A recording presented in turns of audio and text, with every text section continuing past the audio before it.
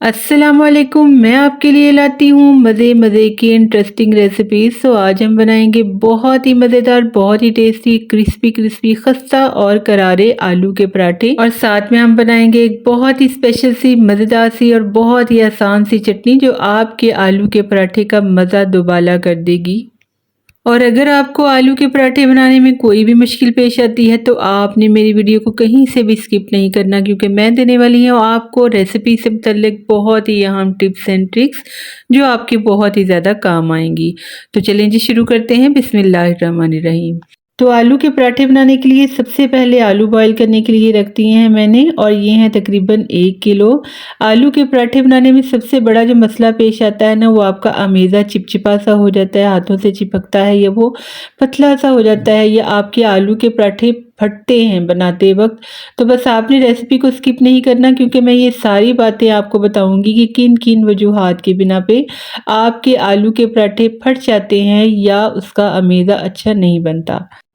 तो इतनी देर में हम आटा गूंद लेंगे। आटे के अंदर मैं शामिल कर लूँगी नमक। नमक शामिल करना बहुत ज़्यादा इम्पॉर्टेंट होता है। इसका एक फ़ायदा तो ये होता है कि आपके आलू के पराठे जो है ना, वो ज़्यादा करारे और मज़े के बनते हैं। दूसरा, इसके साथ आटे के अंदर एक लचीलापन सी, लचक सी भी आ जाती है, जिसकी वजह से आपको पराठे को बनाना या उसको हैंडल करना आसान हो जाता है।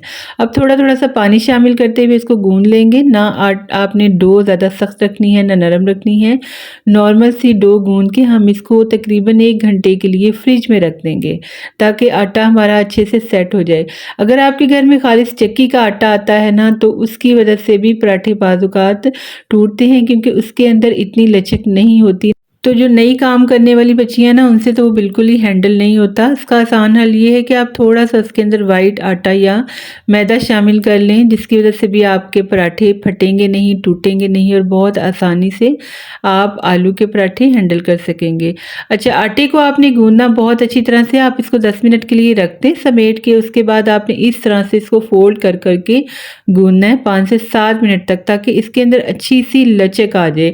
डो अच्छी गूंदना बहुत ही ज़्यादा ज़रूरी होती है आलू के पराठे के लिए। हम इस चीज़ का ख्याल नहीं करते। हम थोड़ा बहुत आटा गूंद के रख देते हैं, जिसकी वजह से आटे के अंदर वो लचक नहीं आ पाती जो हमें आलू के पराठे के लिए चाहिए होती है। तो चलें जी, इसके ऊपर हम हल्का फुल्का सा ऑयल लगाएंगे और इसको हम बंद करके एयर टाइट बॉक्स में फ्रिज में रख देंगे, कम से कम आधे घंटे के लिए, ताकि ये अच्छी तरह से सेट हो जाए। तो आलू हमारे अच्छी तरह से बॉईल हो चुके हैं, लेकिन आपने इनको एक्स्ट्रा कुक बिल्कुल भी नहीं करना है। यहीं पे हम दूसरी गलती कर लेते हैं। जैसे ही इसके अंदर आसानी से छुरी की नोक चली जाए ना, समझ लें आपके आलू बॉयल हो चुके हैं। दूसरा, हम क्या करते हैं कि आलू जब हम बॉयल कर लेते हैं ना, तो उनको उसी तरह पानी में छोड़ देते हैं। ऐसा नहीं करना आपने। फ़ौरन से इसमें से गर्म पानी निकाल देना है और इसमें नॉर्मल पानी डाल के गरम गरम आलू ही छील लेने हैं। अगर आपको मुश्किल लगता है तो किसी रुमाल वगैरह पे रख के आप छीलते जाएं, और फिर उनको ठंडा होने से पहले फ़ौरन ही इस तरीके से मैश कर लें। आप देख सकते हैं कि आलूओं के अंदर से ना अभी भी स्टीम निकल रही है, इतने गर्म आलू हैं। जब आप गरम गरम आलू को मैश करते हैं ना, तो एक तो वो बहुत ही आसानी से मैश हो जाते हैं, दूसरे वो अच्छे स्मूथ बनते हैं और उनके अंदर चिपचिपापन बिल्कुल भी नहीं आता। आलूओं को अच्छे से मैश कर लेंगे, उसके बाद इनको बिल्कुल ठंडा यानी नॉर्मल टेम्परेचर पे ले आएंगे। जब तक के नॉर्मल टेम्परेचर पे ना आए, आपने इनके अंदर कोई मसाला वगैरह ऐड नहीं करना है। सारी की सारी टिप्स के साथ आपने ये टिप भी ज़रूर याद रखनी है, जब हम गर्म आलूओं के अंदर मसाला जात शामिल कर लेते हैं ना, तो भी वो पानी छोड़ देते हैं और उसका मैदा चिपचिपा हो जाता है। अब बिल्कुल ठंडा करके मैंने डाल ली है इसके अंदर प्याज, और ये है एक छोटे साइज़ की प्याज थी, इसको मैंने बिल्कुल बारीक बारीक सा काट लिया है। अब मैं डाल लूँगी इसके अंदर हल्दी, और ये है तकरीबन ½ टीस्पून। इसके अलावा हम शामिल करेंगे इसके अंदर लाल मिर्च का पाउडर, ये है 1.5 टीस्पून के करीब, और नमक शामिल करेंगे 1 टीस्पून। या इन दोनों मसालों को आप अपनी मर्ज़ी से अपने टेस्ट के मुताबिक एडजस्ट कर सकते हैं। साबुत वाला खुश्क धनिया शामिल करेंगे। इसको मैं हाथ से अच्छी तरह से मसल लूँगी और ये भी तकरीबन 3/4 चाय का चम्मच है। मलने से ये होता है कि ये ज़्यादा खुशबूदार और जायकेदार हो जाता है। बस इसको भी शामिल कर लेंगे और इसके अलावा हम डालेंगे इसके अंदर अनारदाना, ये है 1 टीस्पून। अच्छा इसके साथ चटपटा-सा और कहीं-कहीं खट्टा दाना आता है ना, बहुत ही मज़े का लगता है। लेकिन इसको भी मैंने एक बार पानी से निकाल लिया था क्योंकि इसके अंदर बहुत ज़्यादा धूल-मिट्टी होती है। 2-3 बारीक कटी हुई हरी मिर्चें शामिल कर लेंगे। इसके साथ भी बहुत ही अच्छा-सा करारापन आएगा पराठों में और पराठे अच्छे खुशबूदार से तैयार होंगे।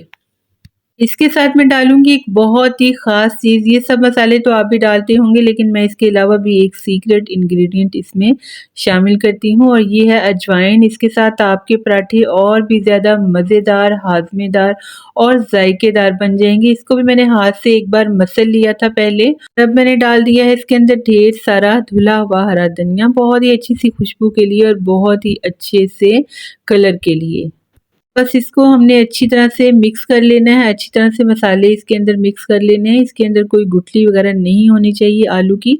अगर गुठली होगी तो जहाँ पे गुठली आएगी ना वहाँ से आपका आलू का पराठा फट जाएगा। इसको मैं डाल लूँगी बॉक्स पे और इसको भी थोड़ी देर हम साइड पे रख देंगे। इतनी देर में हम बना लेंगे एक बहुत ही स्पेशल सी मज़ेदार सी लेकिन एक बहुत ही सिंपल सी चटनी।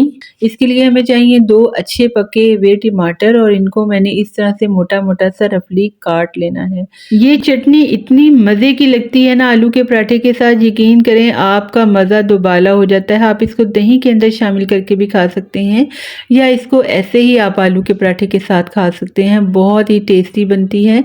2 अदद हरी मिर्चें डाल लूँगी या अपने टेस्ट के मुताबिक आप हरी मिर्चें शामिल कर सकते हैं, जितना भी इसको आप तीखा करना चाहते हैं। थोड़ा-सा हरा धनिया शामिल कर लेंगे इसके अंदर, थोड़ा-सा नमक डाल लेंगे और इसके अंदर हम डालेंगे थोड़ा-सा भुना हुआ ज़ीरा, ठीक है? हाफ़ टी स्पून नमक शामिल किया, हाफ़ टी स्पून ही मैंने ज़ीरा शामिल कर लिया और इसको मैंने ब्लेंडर जार में डालकर अच्छी तरह से ब्लेंड कर लिया। तो ये देखिए बिना मेहनत के कितनी ज़बरदस्त सी हमारी टमाटर की मज़ेदार सी चटनी तैयार हो गई है। बहुत ही खुशबूदार है, जायकेदार है। आपने इसको ज़रूर बनाकर ट्राई करना है। तो चलें जी अब हम पराठे बना लेंगे। पराठे बनाने के लिए हमें छोटे-छोटे से पहले पेड़े तैयार करने हैं। एक ही दम से सारे आटे के ना करें, 2 या 4 कर लें एक बार में। किनारों को हम इस तरह से हाथ में लेके बारीक कर लेंगे और फिर बेलन के साथ इसको हम थोड़ा-सा बड़ा कर लेंगे, बहुत ज़्यादा नहीं करना। छोटी-छोटी सी टिक्कियाँ बना लेंगे दोनों पेड़ों की और फिर इसके अंदर हम बॉल की तरह से बना के ना अमेज़े को रख देंगे। तो आप नोट करें कि कितना ये हमारा ड्राई सा मेज़ा तैयार हुआ है, बिल्कुल भी ये चिपचिपा नहीं है, पतला नहीं है। आप इसको अगले दिन भी आराम से इस्तेमाल कर सकते हैं, ये बिल्कुल भी ख़राब नहीं होगा। दूसरी रोटी को रखेंगे इसके ऊपर और इसको किनारों से हम अच्छी तरह से सील कर देंगे ताकि जब हम पराठे को बनाएं या तवे पर डालें तो आलू का अमेज़ा जो है ना ये बाहर ना आए। इस तरह से एक बार फिर से किनारों को पतला कर लेंगे और ये फिर से सील भी हो जाएंगे। उसके बाद बेलन से हल्के हाथ से हम इसको बेल लेंगे और अपने मतलूबा साइज़ का कर लेंगे। पराठा हमारा माशाल्लाह तैयार हो चुका है। इसको हम डाल लेंगे तवे पे और तवे को मैंने गरम करने के लिए रख दिया था। तवे को आप बहुत ज़्यादा जलने वाला गरम नहीं करेंगे, अच्छा गरम कर लें, बस नॉर्मल सा कर लें तो काफ़ी है।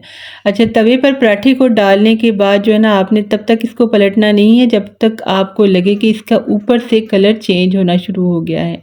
अगर आप बिल्कुल कच्चे पराठे को ही जब तक कि एक तरफ से हल्का सा वो सेट नहीं होगा पलट लेंगे ना तो वो टूट जाएगा।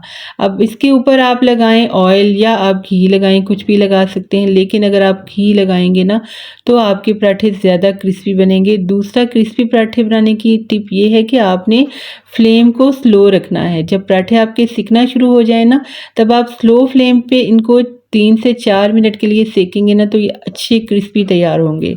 लेकिन अगर आप तेज़ आंच पे इनको सेकेंगे ना तो आपके पराठे इतने क्रिस्पी नहीं बनेंगे। अब ये आपकी चॉइस है, आप किस तरह के पराठे पसंद करते हैं।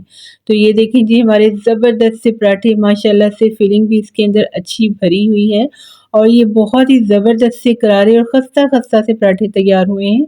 सर्दियाँ आ रही हैं, आप इनको एंजॉय करें। सर्दियों में ये ज़्यादा अच्छे लगते हैं, हल्की-हल्की सी ठंड में गरम-गरम से पराठे खाएँ तो मज़ा ही आ जाता है। बच्चों के और बड़ों के सभी के फेवरेट होते हैं। कुछ भी पकाने की समझ ना आए तो आलू के पराठे बना लें, ज़बरदस्त सा आपका लंच हो जाएगा, ज़बरदस्त सा ब्रेकफास्ट बन जाएगा। बजट फ्रेंडली भी होते हैं और साथ में बनाएं ज़बरदस्त सी मज़ेदार सी टमाटर की चटनी और इसको एंजॉय करें और हमें दुआओं में याद रखें। और अगर आपको हमारी आज की ज़बरदस्त सी करारी सी वीडियो अच्छी लगी हो तो जल्दी से हमारे चैनल को सब्सक्राइब करें, हमारी वीडियो को लाइक करें और इसे फ्रेंड्स एंड फैमिली में शेयर करें और साथ वाले बेल आइकन के बटन को ज़रूर दबाएं ताकि हमारी हर वीडियो का नोटिफिकेशन आपको टाइम पे मिलता रहे। तो बहुत शुक्रिया, अल्लाह हाफिज़।